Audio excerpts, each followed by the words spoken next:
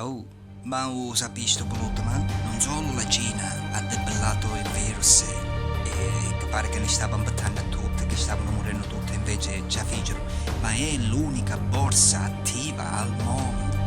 Cioè lei è in salita, tutta la parte stiamo fallendo, l'Italia, l'Europa, America, quasi tutto il resto del mondo sta fallendo con questo coronavirus.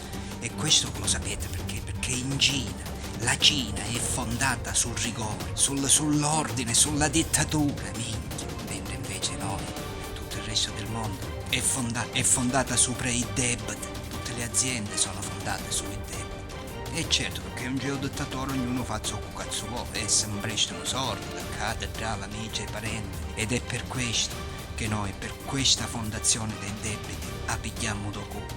Ma no, po' coronavirus, mischino.